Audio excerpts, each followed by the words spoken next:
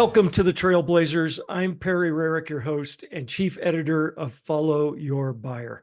The purpose of this interview series is to share with you interesting discussions I have with trailblazing thought leaders.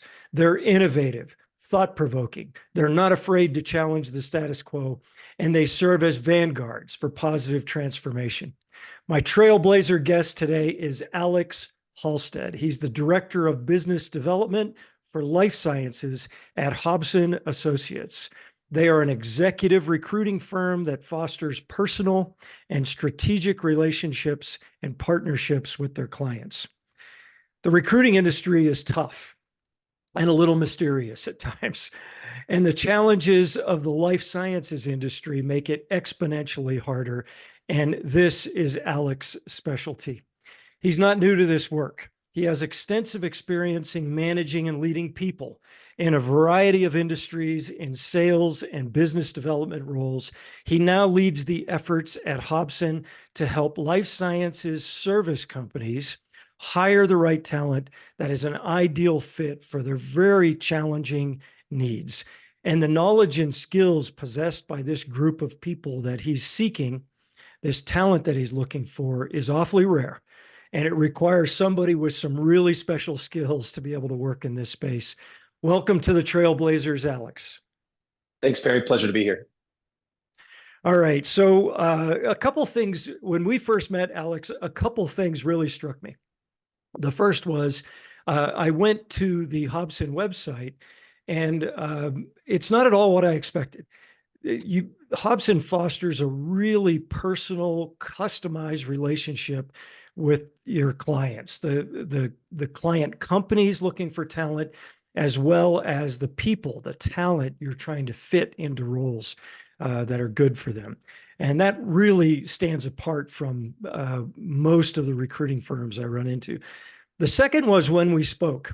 I thought you were going to pull back the curtain and expose all the mysteries of the recruiting business and, tell me about the secret algorithms that work through the resumes and fit them with the companies. That's not at all what I experienced. You spoke very articulately about this complex life sciences space, this very market that you work in, and just how difficult it is and all the challenges that the companies, the CDMOs, the contract development and manufacturing organizations, and the people are challenged with. And that really struck me as being very different than what I expected. So that's what we're going to talk about today. But first, can you start by talking a little bit about what you do, how you do it, the markets you serve at Hobson, and some of the challenges that you face? And the markets that we serve is across all of life sciences space, from med device to drug discovery, all the way through commercialization and any and all in between as well too. We fill a variety of roles across engineering, across manufacturing, across drug discovery, preclinical, phase 1, phase 2, phase 3, phase 4 operations, all the way up into the C-suite and everything in between as well too. There's a lot of roles that are out there. There's a lot of different companies that are developing these drugs, and there's a lot of companies that are still have funding in this challenging environment. So there's a lot of roles and a lot of talent that needs to fill those roles that's out there. And my job is to develop and foster relationships across the entire spectrum of the industry, so that once you're ready to make that right hire, I already know what that profile looks like, and I can match that talent with you very quickly, along with my team that backs me up. What are some of the biggest, the hardest positions to fill? If there are any, maybe they're No, not. that's a very loaded question. So every position, there's a reason that people are hiring me. I'm a specialist in the industry, and I can save you some time and some money doing that. Entry-level chemists can be tough, and CEOs can be extremely easy, as well as vice versa. It really depends on what the company is, what they're doing, what the modalities are, and what separates them, and why would somebody want to go work for them. There's a lot of companies out there that can write a good job description. There's a lot of companies that have funding. There's a lot of companies that do the same thing. But the truly special ones are the ones that can explain their why to really, truly attract that top talent. And it's my job to find that top talent and uncover it and make the introductions. So Yeah, there really is that's no easy answer to that question. Every right. role could be difficult, or every role could be filled within a week. It really kind of depends on a variety of different factors. Which when you peel back the onion within the industry, you start to find some of those things.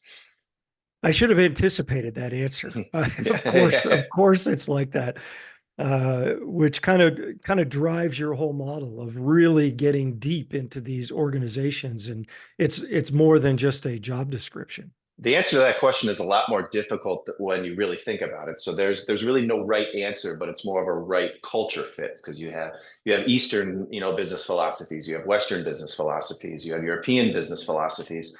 There's a variety of different cultural aspects that work into business, which this is a global industry. There's not one right fit, but there's one right fit for each company. Some people work better in different cultures, and some people work better with other cultures. But at the end of the day, matching the right talent and matching the right cultural fit beyond just a job description and more into behavioral and critical thinking is where the industry really moves forward, and where business and progress can really happen at that point. Yeah, that's incredible. It's so much more complex than I expected. It's just really valuable. You're giving us a little insight into this that's extremely valuable. Okay, so there's a lot of key stakeholders in the life sciences space. You have drug sponsors, the innovators, the scientific innovators. Oftentimes they're small, or they need some help from contract development and manufacturing organizations. There's a lot of VC, there's a lot of investment industry interest in this, a lot of private equity being infused, and it's needed, but it's also could be a little disruptive. It's a different type of organization.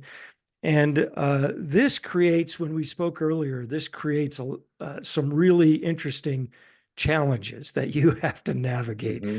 So let's jump into that. Why don't you start speaking a little bit about that? Yeah, so absolutely. So I mean, just like any other industry, you need cash and you need investment to move things forward. There's a lot of companies out there with a guy in a lab with a molecule that has an idea, and it could be a great idea, but you need money, and you need money to be able to progress that forward.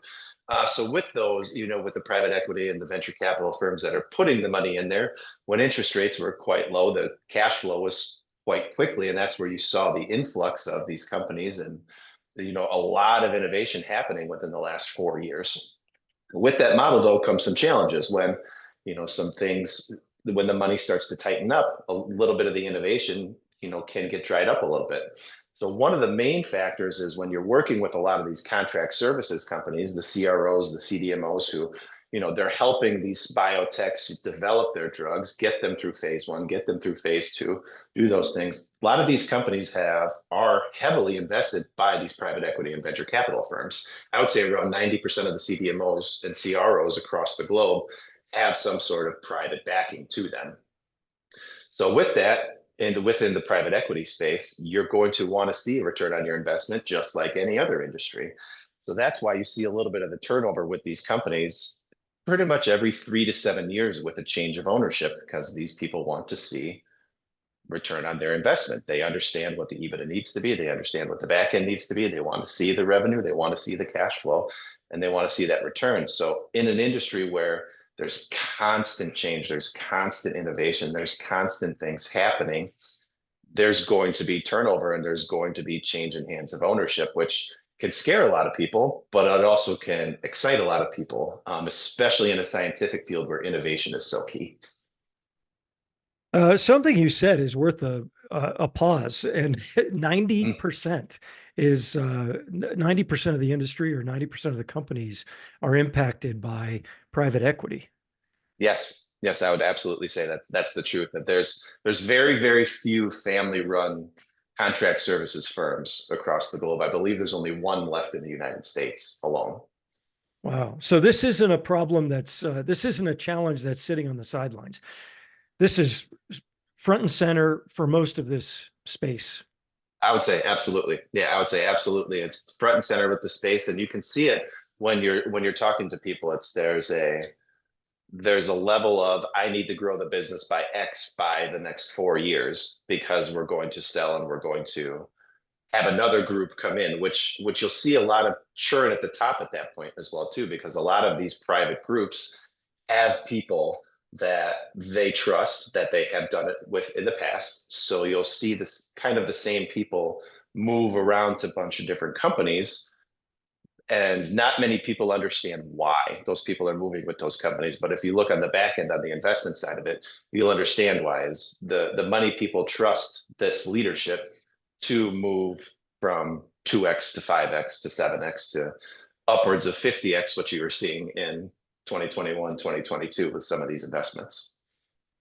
Yeah, incredible. I mean, it really explains. For years, I've been hearing from people working in the industry that, and they've labeled the CDMOs as the folks turn over all the time. No one stays in the CDMO very long. So I think you're explaining why that. Mhm. Um, Which isn't necessarily a bad thing, having some of the turnover, because you start to get different ideas in different places. And that's really where you push the innovation forward, is taking somebody's good idea, pairing it with somebody else's good idea, and then making it a better idea, which is why I exist, because I get to introduce those people to each other. oh my gosh! Oh, what a positive interpretation of that. I've never thought of it that way. From That's really valuable. From the drug sponsor perspective, I've heard from them how uncertain. A lot of times they select a CDMO because of the scientific knowledge and Mhm. know-how in that CDMO that they're connecting with, and Mhm. so they go on board. But what you're talking about is building on that, not that it may disappear, but marrying the existing knowledge with other knowledge that can drive these innovations even further. I think, Absolutely. and you have examples of doing that?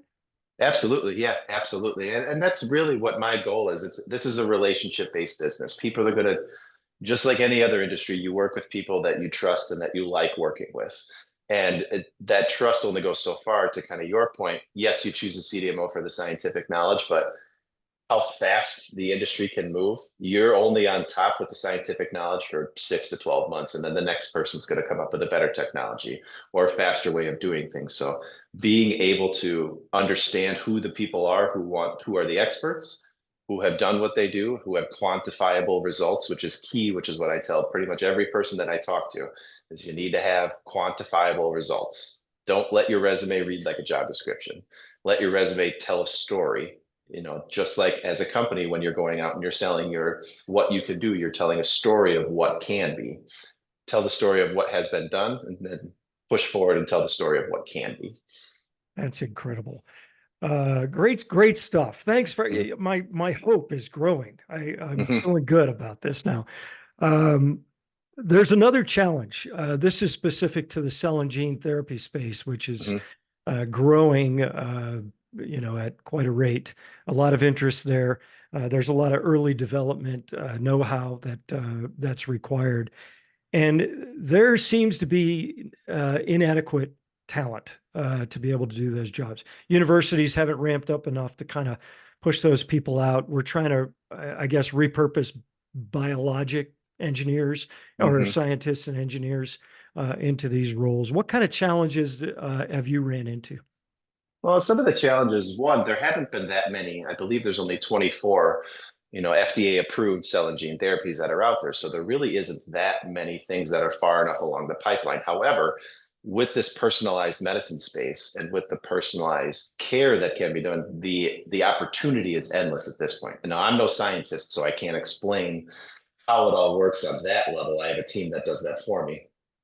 But with that being said, from an investment and a recruiting side, what I see is there it moved very, very quickly the last few years, and there was a lot of investment and a lot of people that wanted to see that, kind of going back to my original point, return on that investment, but the progress just wasn't quite there yet.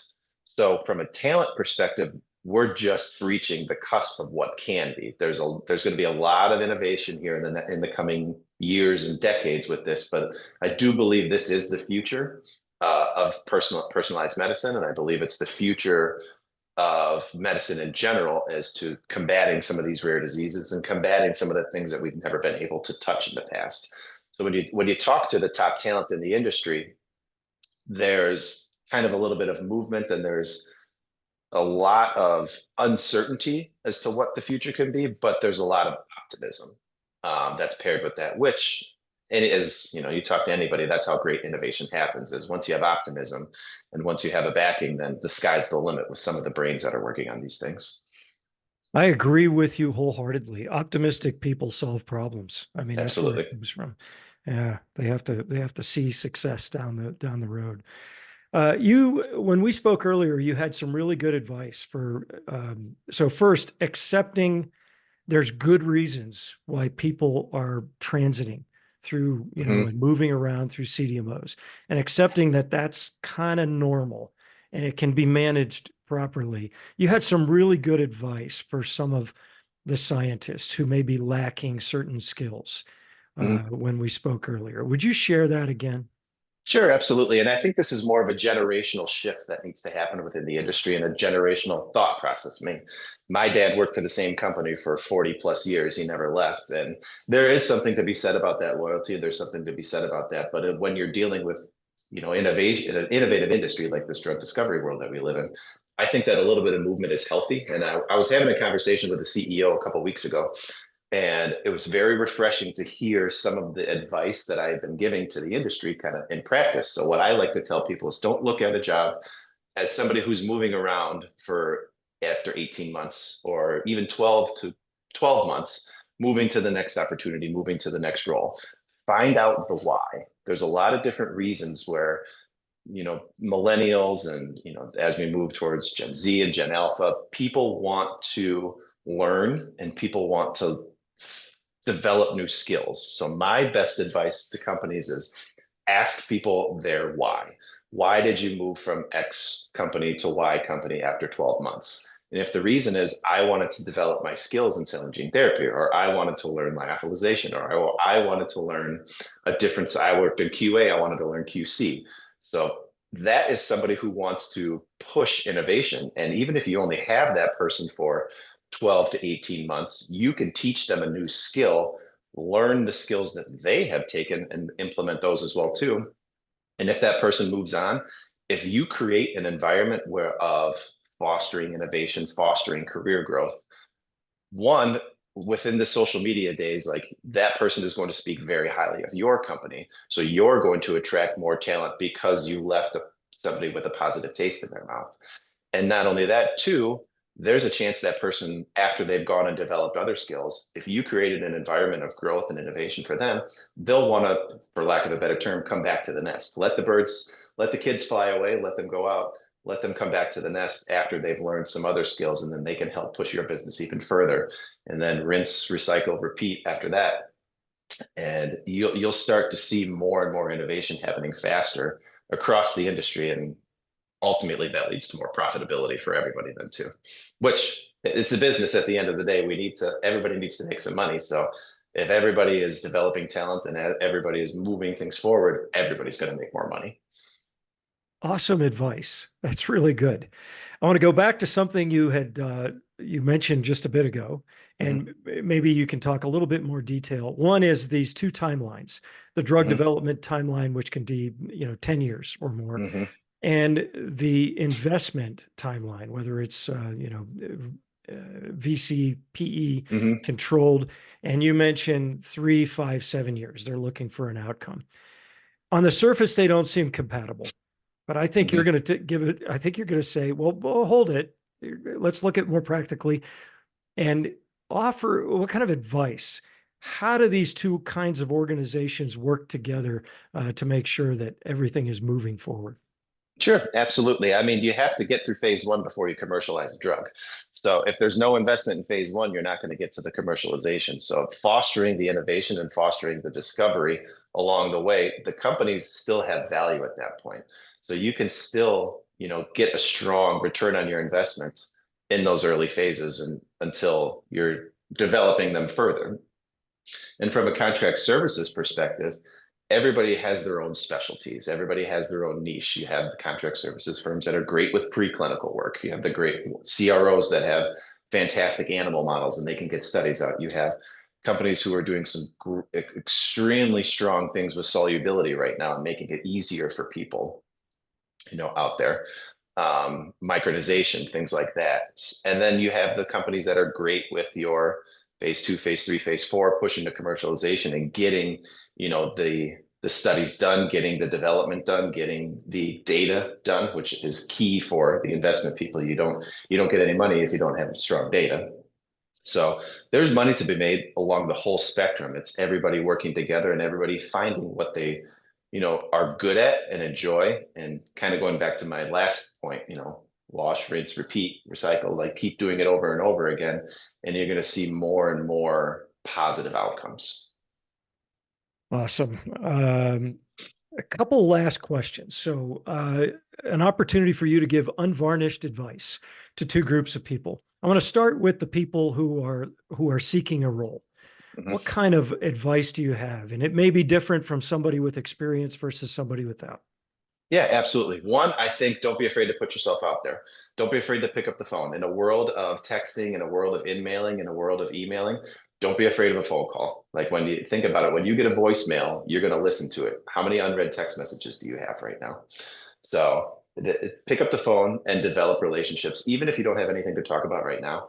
I would say the biggest thing is when somebody calls me and says, "Hey, I have a problem. You're the expert in this area."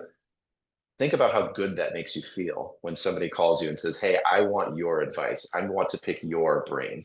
That person is more than likely going to give advice to that other person. So if you're a younger person coming up in the industry, ask questions, go out to the networking events, develop your relationships. Even if it doesn't work today, you never know down the road. I'll tell a story. I was working with a client here. I was giving them almost free advice for about 3 years before they actually signed me up. Now it's the client for life. They said that they'll never work with anybody else but me, just because I wasn't afraid to put myself out there, have conversations. You never know what you're going to learn from somebody. You never know what relationship you can develop, whether that's now, 6 months, or in the future. But have a conversation. Don't be afraid to put yourself out there. And then from the older generation perspective, answer that phone call, because that person might be the next, like, wow, I have a rock star here on my hands. You never know what you can do. You can see the potential, just like somebody gave you a chance 20, 30 years ago. Give that person a chance and take the 10 to 15-minute phone call and ask questions, because you never know what can happen from there. Awesome. Great advice. Second group of people. These would be those executives, the senior leadership in Mm-hmm. those companies that are looking for the right talent, whether they're larger companies, maybe they have senior HR folks, but it could be a CEO in a smaller company. What kind of advice do you offer them with this set of Mm-hmm. circumstances, conditions that we're facing? Yeah, one thing too, listen. So you see that the greatest leaders in the industry are the smartest person in the room typically is the quietest person in the room. The loudest person in the room is the loudest for a reason, because they need to make up for a lack of talent sometimes. So I think continue to listen to what the next generation would like, and think outside the box. Business is evolving, drug innovation is evolving. Why does business practices have to remain the same at that point then too? Like, think about what the next generation wants. Think about how the next generation is receiving information. I mean, I remember before cell phones, you had a landline to be able to pick up somebody. You run around on the street until you hear the bell or the street lights come on, or however old you were, whatever you were playing. Now you have 25 different things trying to pull your attention. You have your watch dinging, you have your headphones ringing, you have your cell phone, you have Alexa talking to you about what the weather's going to be like that day. You have all these things trying to pull your attention every which way. So my advice for the older generation is, when you do have that attention for however short amount of window or timeline, kind of like what I said, whether that's 12 months, 18 months, take advantage of that time and learn as much as you can and teach as much as you can, because that's how the industry will move forward. Well, thank you, Alex. What an injection of practical common sense advice. Thank you very much for that. This industry, we all need that. We all need that for that latter reason. We're just so beaten down by information that we don't know whether it's correct or not, but we're certainly being, consumed by it, and we're consuming it all the time. How can our listeners get a hold of you, Alex? Sure, absolutely. We have my email, alexh at hobsonassociates.com. I have my direct line, 203-439-7787, as well as my cell phone, 219-241-1173. You can find us at our website as well, too, hobsonassociates.com. And we'll be at conferences here in the near future as well, too. So I'd love to shake everybody's hand and meet everybody face to face as well. Awesome. Alex, thank you very much for being part of the Trailblazers. Just really great advice. My guest today has been Alex Halstead. He's the Director of Business Development for Life Sciences at Hobson Associates. They're an executive recruiting firm, very unique and some very special talents. Just thank you very much for your time today, Alex. Great. Thanks, Perry. Glad to be here.